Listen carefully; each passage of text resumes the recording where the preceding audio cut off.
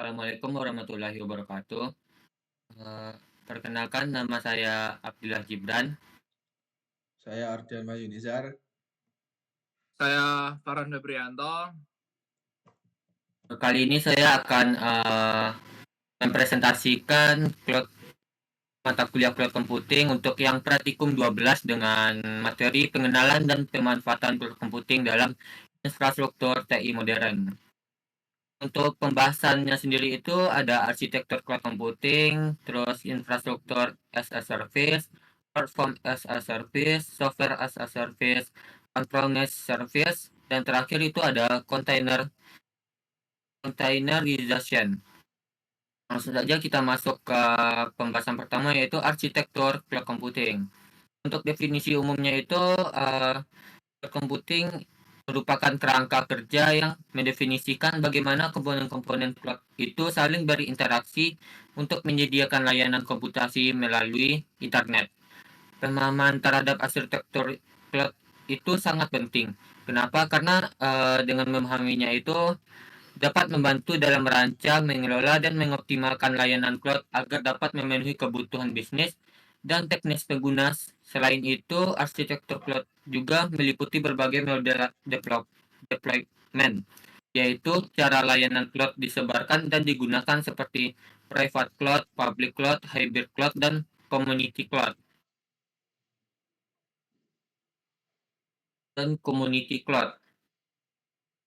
Model deployment ini menentukan siapa yang dapat mengakses sumber daya, tingkat kontrol yang dimiliki pengguna, dan bagaimana keamanan serta skalabilitas itu diatur.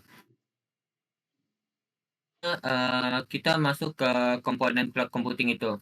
Komponen cloud computing ini terbagi dua, yaitu front end dan back end.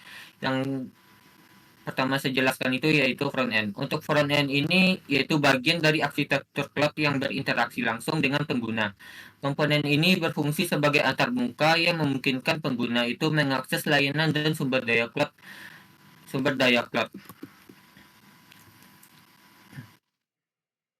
Adapun elemen dari front end itu yaitu yang pertama itu perangkat pengguna atau client device seperti laptop, desktop, tablet, smartphone, atau perangkat lain yang digunakan untuk mengakses layanan cloud tersebut. Yang kedua ada aplikasi antarmuka atau interface application yang seperti browser web, aplikasi mobile, atau aplikasi desktop yang menyediakan tampilan yang fungsionalitas agar pengguna itu dapat mengelola dan menggunakan layanan cloud dengan mudah. Untuk fungsi utama dari komponen cloud bagian front end ini, yang pertama itu menyediakan akses yang mudah dan responsif kepada pengguna. Kedua, menangani permintaan pengguna dan mengirimkannya ke backend untuk diproses. Yang terakhir, menampilkan hasil dari proses backend dalam bentuk yang dapat dipahami dan digunakan. Oke, sekarang kita masuk ke bagian kedua dari komponen cloud computing itu yaitu backend. Backend ini yaitu bagian inti dari arsitektur cloud yang bertanggung jawab dalam memproses, menyimpan, dan mengelola data serta menjalankan layanan cloud. Untuk komponen-komponennya itu seperti server yang dimana server fisik maupun virtual yang digunakan untuk menjalankan berbagai aplikasi dan layanan cloud seperti pemrosesan data, hosting, website, ataupun eksekusi perintah komputasi. Yang kedua itu ada data center, yaitu lokasi fisik tempat server dan infrastruktur jaringan cloud itu berada. Yang ketiga ada storage atau penyimpanan data, yang dimana infrastruktur penyimpanan berbasis cloud seperti object storage, block storage, dan file store digunakan untuk menyimpan file database serta backup. Dan terakhir itu ada virtualisasi, yang dimana teknologi virtualisasi ini memungkinkan satu server fisik menjalankan banyak mesin virtual atau kontainer secara bersamaan. Virtualisasi ini dapat mengoptimalkan pemanfaatan sumber daya dan mendukung model-model multi-tenan. Untuk fungsi utama dari backend ini yaitu menjalankan logika agar aplikasi dan layanan, mengelola permintaan pengguna yang datang dari front end, dan terakhir menyediakan skalabilitas dan efisien penggunaan sumber daya. Oke, untuk model deployment cloud ini yang pertama itu terbagi 4, yaitu ada private cloud, public cloud, hybrid cloud, dan terakhir community cloud. Oke, untuk private cloud ini yaitu model cloud computing di mana seluruh infrastrukturnya itu sumber daya komputasi hanya digunakan oleh satu organisasi atau satu entitas tertentu. Infrastruktur ini bisa dihosting secara internal atau oleh penyedia pihak ketiga. Namun sifatnya itu tetap bersifat privat atau tertutup. Untuk kelebihannya itu yang pertama kontrol pengguna. Yaitu organisasi memiliki kontrol penuh atas data, aplikasi, dan sistem keamanan. Yang kedua, keamanan tinggi. Private cloud ini memiliki keamanan yang cocok untuk industri yang menangani data sensitif seperti keuangan, pemerintah, dan kesehatan. Yang ketiga, ada kepatuhan regulasi.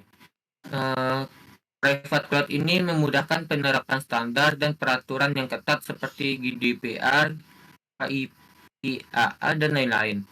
Untuk selain kelebihannya itu, tentunya private cloud ini juga memiliki kekurangan, seperti biayanya itu cukup tinggi. Investasi awal untuk menggunakan private cloud ini cukup besar untuk infrastruktur dan pemeliharaannya. Dan kedua itu skalabilitas terbatas. Private cloud ini tidak se-fleksibel public cloud dalam hal kapasitas dan jangkauan global. Selanjutnya kita masuk ke public cloud. Public cloud ini yaitu deployment di mana layanan cloud itu disediakan oleh penyedia pihak ketiga dan dibagikan ke banyak pengguna melalui internet. Berbeda dengan private cloud tadi, hanya digunakan oleh satu organisasi atau entitas tertentu. Untuk public cloud ini dibagikan kepada banyak pengguna melalui internet. Untuk kelebihan pertamanya itu tentunya biaya yang lebih efisien. Kenapa? Karena tidak perlu investasi infrastruktur fisik. Pengguna hanya membayar sesuai pemakaian mereka saja. Yang kedua, skalabilitas tinggi. Kapasitas sumber daya dapat ditingkatkan atau dikurangi dengan cepat sesuai kebutuhan pengguna. Yang ketiga, ada kemudahan akses. Maksudnya itu layanan ini tersedia kapan saja dan dari mana saja, yaitu pengguna itu bisa mengaksesnya di mana saja melalui koneksi internet. Untuk kekurangannya itu kontrol terbatas, maksudnya itu pengguna tidak memiliki akses basic atau kendali penuh terhadap infrastruktur dari public cloud ini. Dan yang kedua itu dari kekurangannya kekhawatiran keamanan, karena datanya itu berada di server bersama, sehingga ada risiko keamanan dan kepatuhan bagi data sensitif. Selanjutnya hybrid cloud. Hybrid cloud ini yaitu model deployment cloud computing yang menggabungkan infrastruktur private cloud dan public cloud dengan sistem integrasi yang memungkinkan perpindahan data dan aplikasi secara mulus antara keduanya. Model ini dirancang untuk memberikan fleksibilitas lebih tinggi dalam hal pemanfaatan sumber daya dan penempatan beban kerja. Dan kelebihan hybrid cloud ini yaitu fleksibilitas yang tinggi. Organisasi itu dapat menyimpan data sensitif di private cloud sementara memanfaatkan public cloud-nya itu untuk beban kerja yang bersifat umum atau sementara. Dan yang kedua itu optimalisasi biaya. Beban kerja itu dapat dipindahkan ke public cloud saat diperlukan dan mengurangi kebutuhan kapasitas infrastruktur lokal. Yang ketiga ada skalabilitas cepat. Maksudnya itu public cloud ini dapat dimanfaatkan untuk scaling secara cepat ketika private cloud itu mencapai batas kapasitas. Selain kelebihannya itu, hybrid cloud ini juga memiliki kekurangan seperti kompleksitas pengelolaan. Maksudnya itu membutuhkan sistem dan integrasi yang baik agar kedua lingkungan cloud ini baik itu cloud baik itu public dan private cloud itu berjalan secara harmonis. Yang kedua, keamanan dan kompatibilitas, yaitu pengguna itu perlu perhatian khusus pada keamanan data saat berpindah antara lingkungan cloud serta kompatibilitas sistem. Dan terakhir dari model deployment cloud ini yaitu community cloud, yang dimana model deployment cloud-nya ini infrastrukturnya itu dibagikan oleh beberapa organisasi yang memiliki kepentingan, kebutuhan, atau tujuan yang sama, seperti kebijakan keamanan, kepatuhan, atau misi bisnis. Untuk infrastruktur ini bisa dikelola oleh salah satu organisasi anggota, pihak ketiga, atau bahkan gabungan dari keduanya, dan bisa ditempatkan secara on-premise atau off-premise. Community cloud ini itu dirancang untuk meningkatkan efisiensi dan kolaborasi antar organisasi yang berada dalam domain industri atau regulasi yang sama. Untuk kelebihannya itu biaya dibagi antar pengguna, sehingga lebih hemat dibandingkan private cloud. Yang kedua, fasilitas kolaborasi dan berbagi data informasi antar organisasi jenis, lalu keamanan dan kepatuhan dapat disesuaikan dengan kebutuhan komunitas tertentu. Untuk kekurangannya itu kurang fleksibel dibandingkan public cloud dan bisa menjadi kompleks jika organisasi memiliki kebijakan TI yang sangat berbeda. Selanjutnya, model layanan cloud. Oke, baik. Di sini ada model layanan cloud yang dimana ada IaaS atau infrastruktur as a service, kemudian ada PaaS, itu platform as service, kemudian ada SaaS, software as service.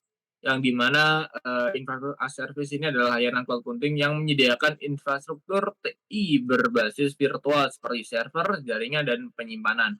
Kemudian ada platform as service yang dimana ini adalah layanan cloud yang menyediakan platform pengembangan lengkap termasuk sistem operasi, middleware, dan runtime environment. Kemudian ada software as service yang dimana ini juga sebagai layanan cloud yang menyediakan aplikasi siap pakai yang dapat diakses melalui internet. Next. Nah, ini adalah infrastruktur as service yang dimana definisi dan fungsi dari infrastruktur as service adalah menyediakan layanan cloud computing yang menyediakan infrastruktur IT virtual secara lengkap kepada pengguna. Layanan ini meliputi sumber daya dasar seperti server virtual, penyimpanan jaringan, dan sistem operasi. Yang semua ini bisa dikontrol sepenuhnya oleh pengguna melalui internet. Nah, fungsi utama dari IaaS adalah penyimpanan data dan jaringan virtual. Jadi ini bisa diakses secara virtual dengan menggunakan koneksi internet. Next. Nah, di sini adalah contoh layanan dari Internet as Service yang dimana seperti Amazon EC2 yaitu Elastic Computing Cloud yang dimana layanan Internet as Service dari AWS yang menyediakan server virtual dengan berbagai macam konfigurasi CPU, RAM penyimpanan, yang dimana AWS ini juga dapat digunakan untuk menjalankan aplikasi web berbasis database atau sistem backend lainnya. Kemudian adalah Cloud Compute Engine yang dimana ini adalah salah satu sistem IaaS yang dimana layanan ini dari Google Cloud platform yang digunakan memungkinkan pengguna menjalankan mesin virtual dari Google dengan infrastruktur secara global. Kemudian ada Microsoft Azure Virtual Machine, yaitu layanan virtual mesin dari Microsoft yang kompatibel dengan sistem operasi Windows dan Linux, serta terintegrasi secara erat dengan produk Microsoft lainnya seperti Active Directory dan Azure DevOps. Next.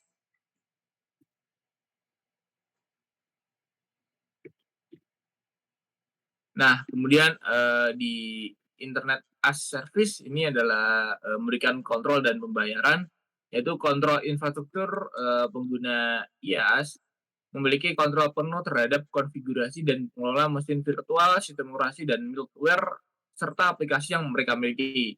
Kemudian pembayaran di IaaS adalah pembayaran sesuai penggunaan, yaitu Pay as you go, di mana model pembayaran ini sangat fleksibel dengan berbasis konsumsi. Pengguna hanya perlu membayar kapasitas yang mereka gunakan, baik hal itu waktu server, kapasitas penyimpanan, atau bandwidth yang mereka inginkan. Kemudian keuntungan menggunakan IaaS adalah efisiensi biaya dan waktu dalam provisioning server. Kemudian adalah fleksibilitas tinggi dalam eksperimen dan cocok untuk startup dan perusahaan besar yang butuh infrastruktur cepat tanpa investasi hardware. Next. Kemudian di sini adalah platform as service atau PaaS, yang dimana definisi dan tujuan dari PaaS adalah menyediakan lapisan di atas infrastruktur cloud yang menyederhanakan proses pengembangan aplikasi. Layanan ini bersifat abstrak, yang artinya pengguna ini tidak perlu memberikan tentang pengelolaan hardware dan pengaturan jaringan ataupun instalasi perangkat lunak pendukung lainnya. Yang dimana tujuan dari platform as service ini adalah menghilangkan kebutuhan konfigurasi infrastruktur, mendukung kolaborasi secara lengkap, dan skalabilitas dalam pemeliharaan secara otomatis. Next. Nah, di sini adalah contoh layanan dari platform as service, yang dimana di sini ada Heroku, yang dimana Heroku adalah platform dari platform as service paling terkenal yang dirancang untuk memudahkan dan kecepatan dalam membangun aplikasi. Heroku mendukung berbagai jenis pemrograman seperti Node, Python, Ruby, Java, PHP, dan Go. Kemudian ada Azure App Service, yang dimana ini layanan juga sebagai layanan platform as service dari Microsoft yang memungkinkan pengguna mengembangkan aplikasi ataupun menghosting aplikasi seperti API RESTful serta backend mobile dalam skala enterprise. Next. Nah, fokus dan dukungan dari platform as service adalah memungkinkan pengguna dapat mengembangkan secara fokus pada penulisan kode dan pengembangan aplikasi tanpa perlu mengelola infrastruktur di baliknya. Layanan ini juga menyediakan lingkungan yang siap dengan fitur auto deployment, monitoring, dan integrasi CI maupun CD dengan dukungan deployment secara otomatis. Mengembang dengan dapat mempercepat siklus rilis aplikasi dan menjaga kualitas produk secara konsisten. Next. Nah, di sini ada software as service. Next. Nah, definisi karakteristik dari software as service adalah model layanan cloud computing di mana perangkat lunak software disediakan dan aplikasi melalui internet tanpa perlu diinstal secara lokal perangkat di perangkat pengguna, dengan menyediakan layanan yang bertanggung jawab atas pengelolaan aplikasi, pembaruan sistem, pemeliharaan infrastruktur, serta keamanan data. Nah, karakter utama dari software as service adalah akses berbasis web tanpa instalasi lokal dan selalu update secara otomatis.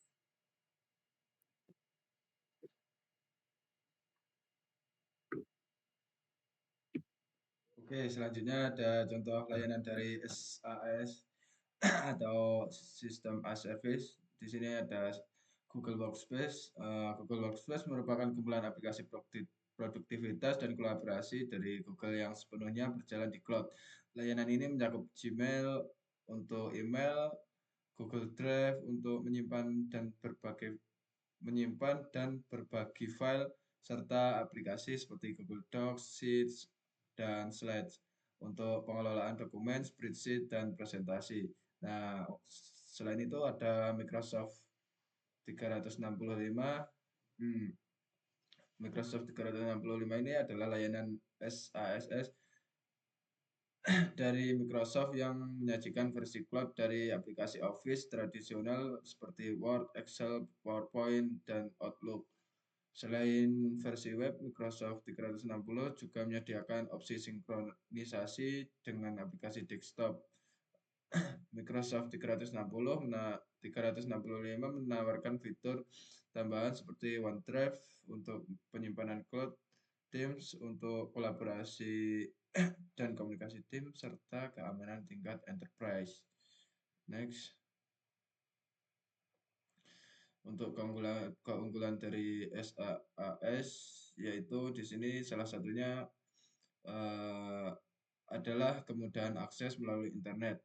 Pengguna dapat menggunakan aplikasi kapan saja dan dari perangkat apa saja.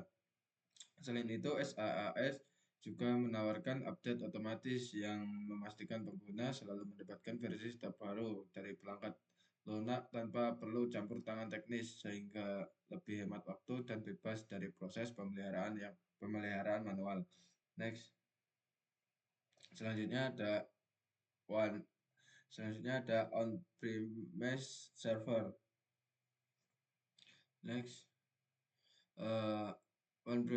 On-premise server ini adalah model infrastruktur teknologi informasi di mana seluruh komponen server, penyimpanan, jaringan, dan perangkat lunak dikelola secara internal oleh organisasi. Server ini biasanya berada di dalam gedung atau pusat data pemilik perusahaan sendiri, bukan disewa dari penyedia cloud. Untuk ciri utama dari on-premise server, di sini ada pertama dikelola dan dipelihara secara internal. Semua tanggung jawab operasional termasuk pemeliharaan perangkat keras ini, pembaruan perangkat lunak, dan keamanan data dilakukan oleh tim IT dari perusahaan itu sendiri. Kedua, ada tidak tergantung pada layanan cloud pihak ketiga. Karena seluruh sistem berjalan secara lokal, organisasi tidak bergantung pada layanan cloud, publik, atau internet untuk mengakses data atau aplikasi. Untuk yang ketiga, memerlukan infrastruktur fisik. Untuk hal ini dibutuhkan fasilitas pendukung seperti pasokan listrik yang stabil, sistem pendingin atau cooling system, dan pengamanan fisik terhadap perangkat keras. Next. Untuk kelebihan dari on-premise, yaitu di sini ada kontrol penuh atas data dan sistem.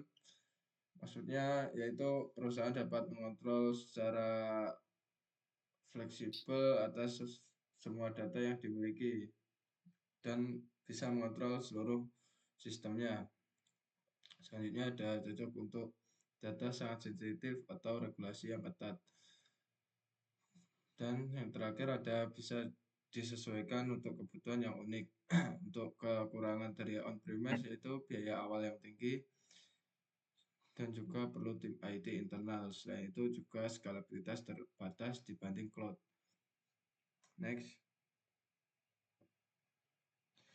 Selanjutnya ada containerization. Next. Nah, untuk dari containerization ini adalah unit perangkat ringan yang membungkus aplikasi dan semua dependensinya agar dapat berjalan secara konsisten di berbagai lingkungan. Untuk perbedaan dari virtual machine menjalankan seluruh OS, sedangkan kontainer berbagi kernel host. Yang kedua, untuk kontainer lebih ringan dan cepat dibanding VM. Nah, untuk teknologi utama yang digunakan, di sini ada Docker atau platform containerization paling populer yang untuk membangun dan menjalankan kontainer. Kedua, ada Kubernetes, yaitu sistem orkestrasi untuk mengelola banyak kontainer dalam skala yang besar. Next. Untuk keunggulan dari kontainer dibanding VM, di sini ada portabilitas, yaitu berjalan di berbagai platform tanpa konfigurasi ulang. Selain itu ada efisiensi untuk ukurannya yang lebih kecil dan lebih cepat daripada virtual machine. Yang terakhir ada skalabilitas, yaitu mudah diperbanyak atau dikurangi sesuai beban kerja. Next. Nah, mungkin itu saja. Oke, mungkin itu saja presentasi dari materi dari materi praktikum 12. Mungkin apabila ada kesalahan atau kekurangan saya mohon maaf. Assalamualaikum warahmatullahi wabarakatuh. Waalaikumsalam.